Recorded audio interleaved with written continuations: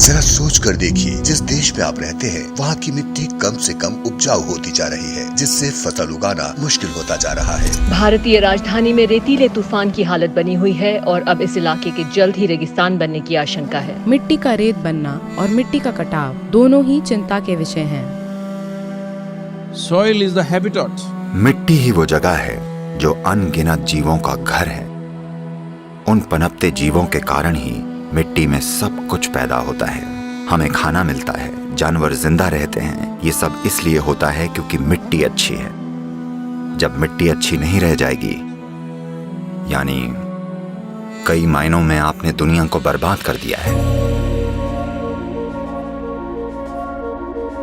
हम कार्बन की बात करते हैं, वातावरण में मिलने वाली गंदगी और कई स्तरों पर होने वाले प्रदूषण की बातें करते हैं। इससे पहले हमें सबसे बड़ी परेशानी का समाधान खोजना होगा, क्योंकि दुनिया में एक गलतफहमी है। अभियान चलाकर नागरिक या सिविक मुद्दों को पर्यावरण के मुद्दे बनाकर पेश किया जा रहा है। आज अगर न्यूयॉर्क शहर में प्लास्टिक की थैलियां तैर रही हैं, तो ये पर्यावरण का नहीं बल्कि एक नागरिक मुद्दा है। अगर हमारी नदियां प्रदूषित हैं, तो इसे ठीक किया जा सकता है। 1 या 2 सालों में अगर इसे साफ करने वाले जरूरी प्लांट्स लगाए जाएं और कानून लागू किए जाएं, तो ये नागरिक मुद्दे हैं जिन्हें कानून लागू करके और जागरूकता के साथ ठीक किया जा सकता है। But the real issue is soil. पर असल मुद्दा मिट्टी है। संयुक्त राष्ट्र की एजेंसियों के पास पर्याप्त वैज्ञानिक सबूत हैं। वो ये साफ कह रहे हैं कि हमारी जमीन पर 80 से 100 फसलों के लिए ही खेती की मिट्टी बची है। यानी हमारी खेती करने के लायक जमीन 45 से 60 सालों तक ही बचेगी। वो इसे मिट्टी का विनाश या अंत कह रहे हैं। आपने डायनासोर या डोडो के विनाश के बारे में सुना होगा, पर अब हम मिट्टी के विनाश की बातें कर रहे हैं। असली समस्या मिट्टी का गायब होना है, क्योंकि पिछले 30 सालों में 80% बायोमास कीड़े धरती से गायब हो गए हैं। 80%। ये आत्महत्या है। ये वाकई आत्महत्या है। तो 45 या 50 साल के बाद धरती पर भोजन का गंभीर संकट होगा। ये होना ही है। जब भोजन का संकट आएगा, तो जिसके पास सबसे बड़ी बंदूकें होंगी वो आकर भोजन ले जाएगा। और दुनिया भर में लोगों के लिए हम जो दुख और दर्द पैदा करेंगे, उसकी कल्पना करना भी मुश्किल है। ये मत सोचिएगा कि सिर्फ गरीब मरेंगे, वो अमीरों को मारेंगे और अमीर मरेंगे। तो मैं चिंता पैदा करने की कोशिश नहीं कर रहा हूं। ये एक सच्चाई है जो हमारे इतिहास में कई बार हुई है, और एक बार फिर दुनिया के मुख्य वैज्ञानिक इसकी भविष्यवाणी कर रहे हैं। तो हम इसका क्या करने वाले हैं?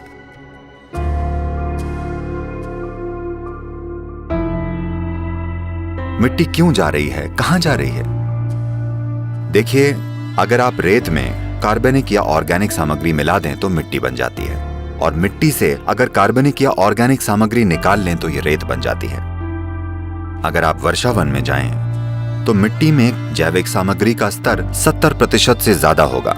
आमतौर पर खेती की मिट्टी में जैविक सामग्री कम से कम 3 से 6% होनी चाहिए, तभी हम उसे मिट्टी कह सकते हैं। कम से कम 3%। पर आज उदाहरण के लिए भारत की 62% मिट्टी में जैविक सामग्री 0.5 या उससे भी कम है। तो वाकई हम रेगिस्तान बनने की कगार पर हैं। ये पूरी दुनिया में हो रहा है, सिर्फ एक देश में नहीं। अमेरिका में जिस तरह से खरपतवारनाशी, कीटनाशकों या पेस्टिसाइड्स का इस्तेमाल हो रहा है, हमें यह समझना होगा कि बायोडाइवर्सिटी या जैव विविधता का लगभग 82 से 86% मिट्टी के ऊपरी 12 इंचों में होता है। जब हम मशीनों से जुताई करते हैं, जैसे ट्रैक्टर 9 से 12 इंच की गहराई तक जुताई करता है और उसे खुला छोड़ देता है, इसका मतलब है हम जैव विविधता को बिल्कुल नष्ट कर रहे हैं। जैव विविधता यानी मिट्टी में मौजूद ह्यूमस। ह्यूमन शब्द ही ह्यूमस शब्द से बना है, यानी ये मिट्टी वाकई जीवित है। तो ये बहुत बहुत जरूरी है कि मिट्टी पर ध्यान दिया जाए, क्योंकि अगर आप 1/3 से 40% भूमि को पेड़ की छाया में रखते हैं, खासकर उष्णकटिबंधीय या ट्रॉपिकल दुनिया में, तो जलवायु में बदलाव को आसानी से पलटा जा सकता है। जमीन बस इसलिए गर्म होती जा रही है क्योंकि इसे जोता या पक्का कर दिया गया है। जमीन को पेड़ों से ढकना जरूरी है, चाहे जैसी भी प्राकृतिक घास, झाड़ियां, पेड़ जो भी हों, क्योंकि ये सब पर्यावरण की मदद करेंगे। और हमें यह भी समझना चाहिए कि मिट्टी एक बहुत जरूरी कार्बन सिंक है और मिट्टी ही धरती पर सबसे ज्यादा पानी सोखती है। ये मिट्टी ही है जो सारे जीवों का आधार भी है। धरती के चारों ओर औसतन 36 से 39 इंच ऊपर की मिट्टी धरती के 87% जीवों का आधार है। बायोडायवर्सिटी को जिंदा रखना अभी यही वो चीज है जो करना सबसे ज्यादा जरूरी है। अगर हमने अभी शुरू नहीं किया तो ये नहीं हो पाएगा। इसके एक हिस्से के रूप में हम ज्यादा से ज्यादा लोगों को एकजुट करने के लिए कॉन्शियस प्लैनेट नाम का एक अभियान चला रहे हैं। अभी तो ऐसा लगता है जैसे जलवायु परिवर्तन, पर्यावरण और ये सब अमीरों और ऊंचे लोगों का खेल है। नहीं, हमें इसे बदलना होगा। हम जिस खतरे का सामना कर रहे हैं उसके लिए व्यक्तिगत तौर पर हर इंसान को जागरूक होना होगा। पर्यावरण के मुद्दों को चुनावी मुद्दा बनना होगा और राजनीतिक दलों को अपने घोषणा पत्र में पर्यावरण के मुद्दों को महत्व देना होगा। हमें पर्यावरण के मुद्दों के लिए चिंता करने वाली सरकारें चुननी होंगी। ऐसा होना जरूरी है।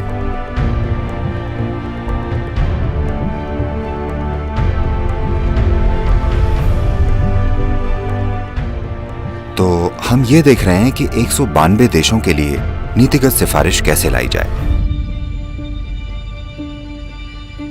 ये रैली 21 मार्च को शुरू होगी, जो लंदन में इक्विनॉक्स यानी दिन और रात के बराबर होने का दिन है। और लंदन से एक अकेली मोटरसाइकिल 30,000 किलोमीटर की सवारी करते हुए 24 देशों से गुजरते हुए कावेरी बेसिन तक पहुंचेगी, जहां हम जमीनी काम कर रहे हैं। ये एक 83,000 वर्ग किलोमीटर बड़ी नदी घाटी है और वहां 52 लाख किसान काम करते हैं। हमारा ये शरीर भी मिट्टी ही है। मिट्टी के समृद्ध और अच्छे हुए बिना ये शरीर और दूसरे जीव अच्छे से नहीं जी सकते। तो बात अगर पर्यावरण की है और जलवायु की है, सबसे जरूरी यह है कि हम कैसे अपनी मिट्टी को मैनेज करें, इसका कायाकल्प कैसे करें। हमें चाहिए कि हम इसे फिर से पहले जैसा बनाने के लिए जागरूकता लाएं। ये जागरूक दृष्टिकोण और जागरूक धरती बनाना सबसे ज्यादा जरूरी है। और बहुत बड़े पैमाने पर लोगों को शामिल किए बिना ये एक सच्चाई नहीं बन पाएगा, क्योंकि हम एक लोकतांत्रिक देश हैं। ऐसा सिर्फ तभी होगा जब लोग ये कहेंगे कि यही वो चाहते हैं। तो आइए एक जागरूक धरती बनाएं, आइए इसे कर दिखाएं।